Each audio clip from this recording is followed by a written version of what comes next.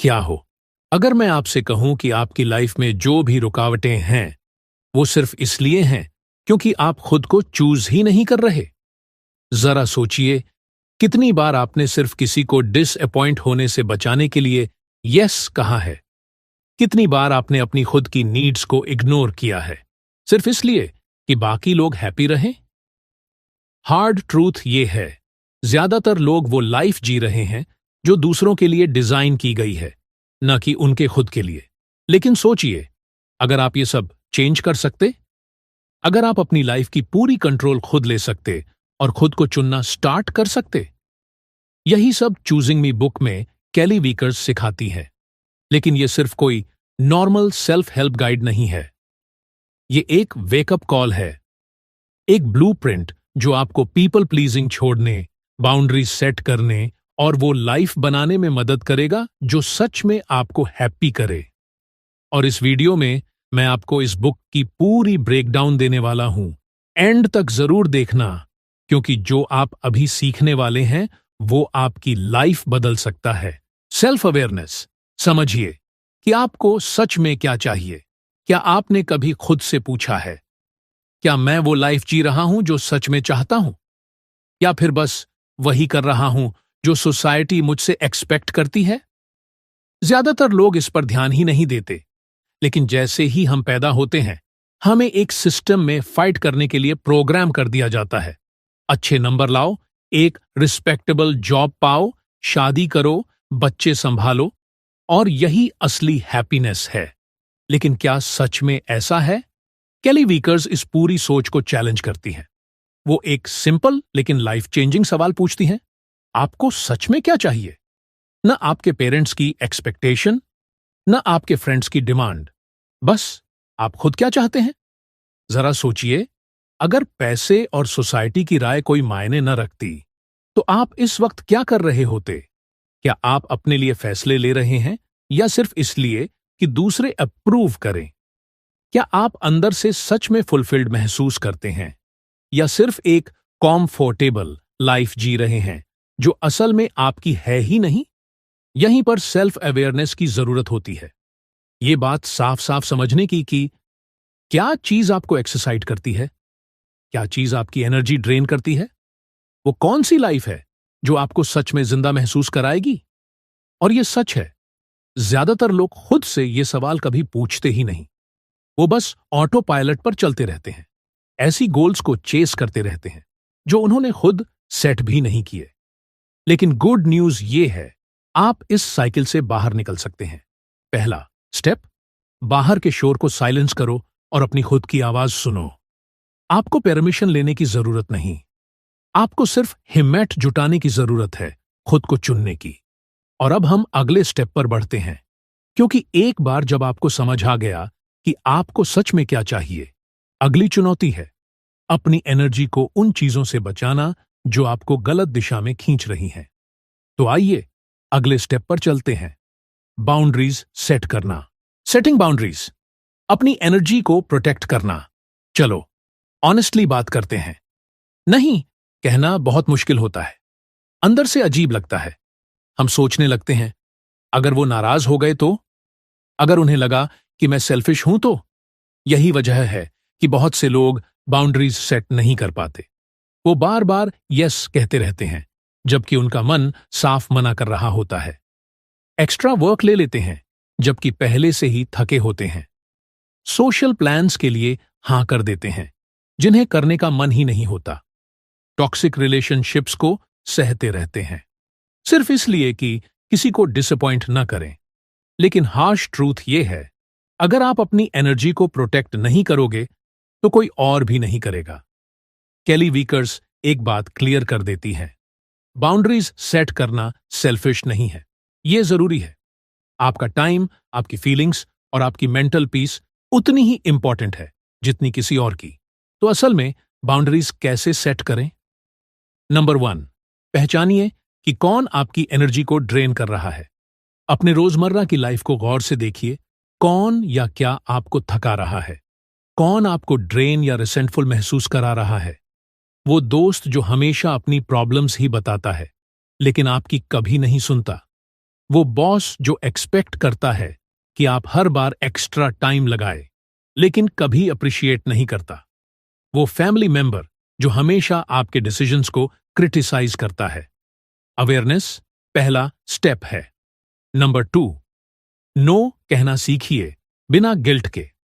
No कहने का मतलब रूड होना नहीं है। इसका मतलब है कि आप अपनी वेल बीइंग को वैल्यू कर रहे हैं। ओवर एक्सप्लेन करने की जरूरत नहीं, बस सिंपल रिस्पॉन्सेस ट्राई करें। थैंक्स फॉर द इनवाइट, लेकिन मैं नहीं आ पाऊंगा।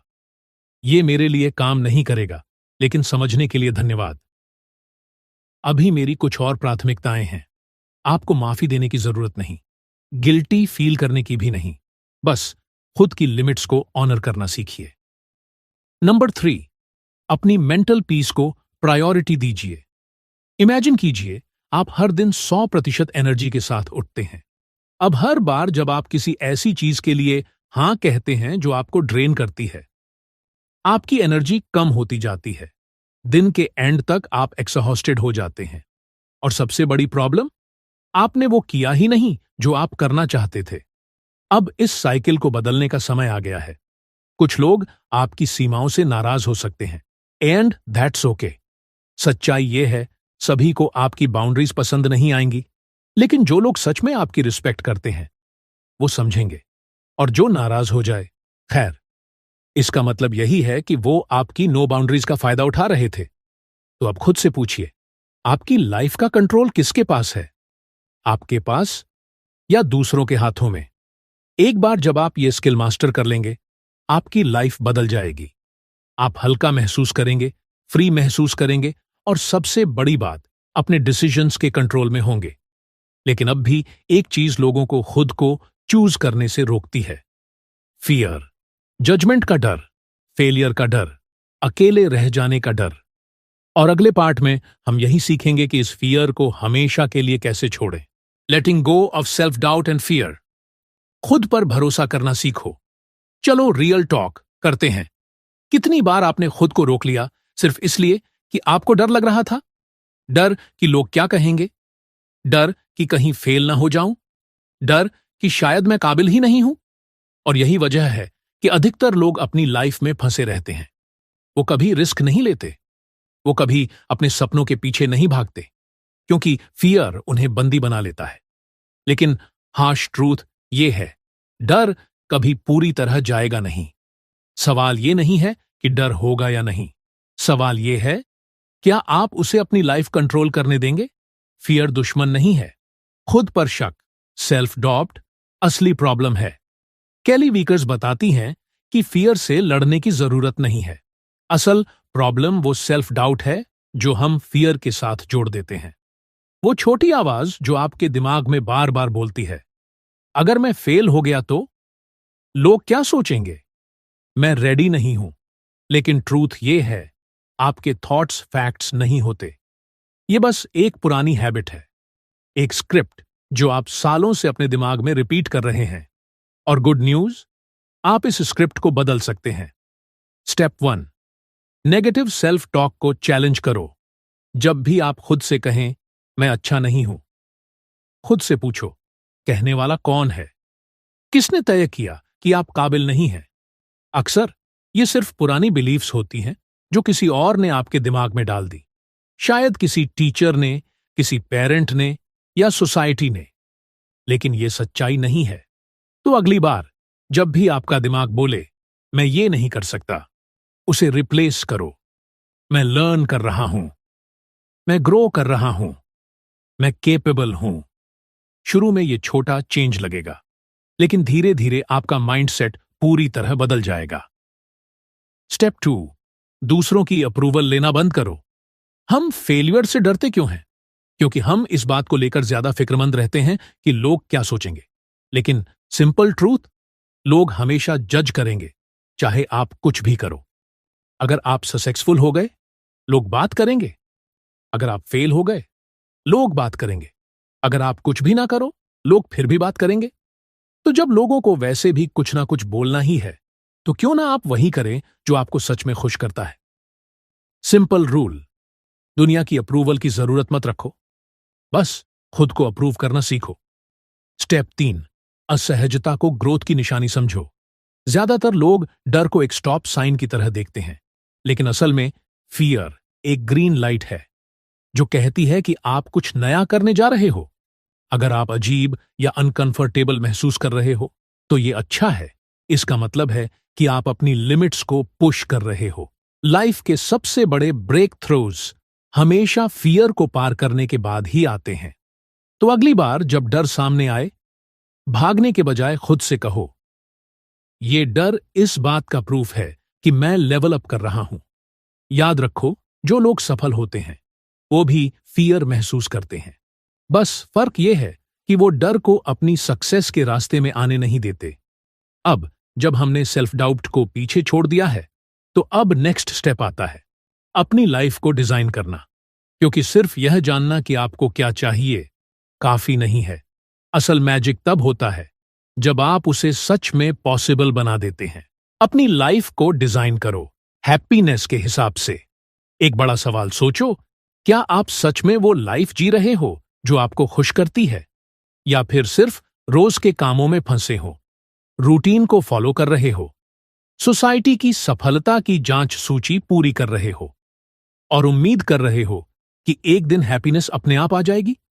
लेकिन ट्रूथ, हैप्पीनेस गलती से नहीं मिलती। उसे चूज करना पड़ता है, डिजाइन करना पड़ता है और अपनी पूरी लाइफ को उसके इर्द गिर्द बनाना पड़ता है। केली वीकर्स इसे कहते हैं इंटेंशनल लिविंग। मतलब ऐसे डिसीजंस लेना जो आपको असल में खुशी दें, ना कि सिर्फ वो जो सोसाइटी कहती है कि आपको करने चाहिए।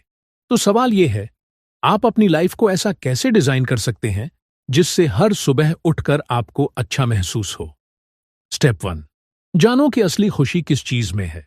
अधिकतर लोगों को लगता है कि उन्हें पता है कि उन्हें क्या चाहिए, लेकिन हकीकत में वो ऐसी चीजों के पीछे भाग रहे होते हैं जो उनके लिए बनी ही नहीं है। बड़ा घर, ज्यादा सैलरी वाली नौकरी, परफेक्ट रिलेशनशिप। सोसाइटी हमें बताती है कि ये चीजें हमें खुश करेंगी, लेकिन क्या आपने कभी खुद से पूछा, क्या मुझे सच में यही चाहिए? भीड़ की कॉपी मत करो। खुद से ये सवाल पूछो, क्या करने से मुझे सच में खुशी मिलती है? कौन से लोग, कौन सी जगहें और कौन से काम मेरी एनर्जी बढ़ाते हैं और कौन से मुझे ड्रेन करते हैं? अगर कोई मुझे जज ना कर रहा हो, तो मैं अपनी लाइफ में क्या बदलाव करूंगा? क्योंकि सच्चाई ये है, अधिकतर लोग पूरी लाइफ सीढ़ी चढ़ते रहते हैं और फिर अंत में पता चलता है कि सीढ़ी गलत दीवार पर टिकी थी। स्टेप 2, जो चीजें ड्रेन कर रही हैं उन्हें हटाओ। अब जब आपको पता चल गया कि असली खुशी कहां है, तो अगला स्टेप और भी मुश्किल है। उन चीजों को हटो जो आपकी लाइफ से एनर्जी खींच रही है। टॉक्सिक रिलेशनशिप से दूर हो जाओ। जो जॉब आपको हर दिन दर्द देती है, उसे छोड़ने के बारे में सोचो। जो हैबिट्स आपको आगे बढ़ने नहीं दे रही, उन्हें बदलो। और हां, ये आसान नहीं होगा, लेकिन ऐसी चीजों को पकड़कर रखना जो आपको खुश नहीं करती, वो और भी ज्यादा मुश्किल है। अगर कोई चीज आपकी लाइफ में वैल्यू नहीं एडीडी कर रही, तो आप उसे पकड़कर क्यों बैठे हो? स्टेप 3, अपना एनवायरनमेंट बदलो जो आपको सपोर्ट करे। आपका पर्यावरण आपकी जिंदगी को सीधे प्रभावित करता है। आपकी आदतें, दिनचर्या और आसपास के लोग, यही सब मिलकर आपकी असली लाइफ बनाते हैं। तो अगर आपको अपने जीवन में बदलाव चाहिए, तो सबसे पहले अपना माहौल बदलो। ऐसे लोगों के साथ रहो जो आपको इंस्पायर करते हैं। अपनी डेली रूटीन में वो चीजें शामिल करो जो तुम्हें सच में पसंद है। ऐसा फिजिकल और मेंटल स्पेस बनाओ जो स्ट्रेस देने की जगह पीस दे। फाइनल सीक्रेट, हैप्पीनेस कोई डेस्टिनेशन नहीं है। हैप्पीनेस एक डेली डिसीजन है। आपको एक दिन मैजिकली परफेक्ट लाइफ नहीं मिलेगी। आपको उसे धीरे धीरे बिल्ड करना होगा, हर दिन, हर छोटे छोटे फैसले से। जब आप दूसरों की एक्सपेक्टेशंस छोड़कर खुद की खुशी चूज करने लगते हो, तब लाइफ ज्यादा हल्की लगती है, ज्यादा एक्साइटिंग लगती है, ज्यादा आपकी अपनी लगती है। अब तक हमने इस किताब की सबसे पावरफुल बातें कवर कर ली हैं, लेकिन अब बारी है सब कुछ कनेक्ट करने की, फाइनल थॉट्स के साथ। क्योंकि इन चीजों को जान लेना एक बात है, पर इन्हें यूएसई करना ही असली ट्रांसफॉर्मेशन है। पॉइंट नंबर 5, खुद को चुनो, अपने लिए हां कहने की कला। एक सवाल जो आपको हिला सकता है, क्या आप अपनी जिंदगी के मुख्य पात्र हो या बस किसी और की कहानी में एक साइड कैरेक्टर बने हुए हो? क्योंकि सच्चाई ये है, ज्यादातर लोग सिर्फ इंतजार करते रहते हैं। अप्रूवल का इंतजार, सही समय का इंतजार, जिंदगी के खुद बदलने का इंतजार। लेकिन ट्रूथ, कोई आपको बचाने नहीं आ रहा, कोई आपको आपकी ड्रीम लाइफ जीने की इजाजत नहीं देगा। आपको खुद को चुनना होगा। और यही है चूजिंग मी की सबसे बड़ी सीख। खुश रहने के लिए आपको किसी को सफाई देने की जरूरत नहीं है। आपको अपनी शर्तों पर जीने के लिए किसी से परमिशन नहीं चाहिए। स्टेप 1, खुद को प्राथमिकता दो, बिना गिल्ट के। सोचो, आप दूसरों को खुश रखने के लिए कितना कुछ करते हो। अपने परिवार, दोस्तों, बॉस, यहां तक कि अनजान लोगों के लिए भी। लेकिन क्या हो अगर आप वही एनर्जी खुद में इन्वेस्ट करो? खुद को चुनने का मतलब है अपनी जरूरतों को सबसे पहले रखना, बजाय इसके कि हर वक्त दूसरों की प्रॉब्लम्स सॉल्व करते रहो। जो चीजें आपकी एनर्जी खत्म कर रही हैं, उन्हें नो कहना। खुद के साथ वैसा ही प्यार और धैर्य रखना जैसा आप दूसरों के साथ रखते हो। और सबसे बड़ी बात, खुद को प्राथमिकता देने में कोई गिल्ट महसूस करने की जरूरत नहीं है। क्योंकि जब आप खुश होते हो, जब आप खुद को पूरा महसूस करते हो, तभी आप अपने आसपास के लोगों के लिए भी बेहतर इंसान बनते हो। स्टेप 2, इंतजार करना बंद करो। आपने कितने सपनों को सिर्फ इसलिए रोक दिया क्योंकि आप सही समय का इंतजार कर रहे थे? न्यूज़ फ्लैश, सही समय कभी नहीं आता। जिंदगी अभी हो रही है और हर वो लम्हा जो आपने इंतजार में गवा दिया, वो कभी वापस नहीं आएगा। कोई नया बिजनेस शुरू करना चाहते हो? आज ही जो भी रिसोर्सेज हैं, उनसे शुरुआत करो। ट्रैवल करना चाहते हो? बहाने बनाना बंद करो और टिकट बुक करो। करियर बदलना चाहते हो? पहला कदम उठाओ, चाहे डर ही क्यों ना लगे। क्योंकि असफलता से भी बुरी चीज क्या है? ये एहसास कि आपने कभी ट्राई ही नहीं किया। स्टेप 3, खुद से प्यार करना सेल्फिश नहीं, ये जरूरी है। बहुत से लोग सोचते हैं कि खुद को चुनना सेल्फिश है, लेकिन ट्रूथ, सेल्फ लव जरूरी है। आप खाली कप से किसी को पानी नहीं पिला सकते। अगर आप खुद को पूरी तरह थका दोगे, तो दूसरों के लिए भी कुछ नहीं बचेगा। अपनी शांति की रक्षा करो, अपनी जरूरतों को नजरअंदाज मत करो। खुद को वो रिस्पेक्ट दो जो तुम दूसरों से एक्सपेक्ट करते हो।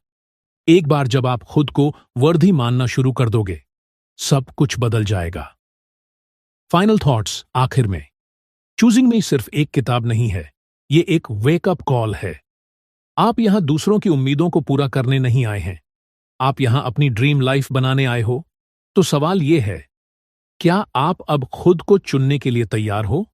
अगर ये बातें आपके दिल तक पहुंची, तो लाइक करो, सब्सक्राइब करो और बेल आइकॉन दबाओ, ताकि आपको और भी लाइफ चेंजिंग बुक्स का विजडम मिलता रहे। क्योंकि ये तो बस आपके ट्रांसफॉर्मेशन की शुरुआत है। अगली बार तक खुद को चुनो, हमेशा।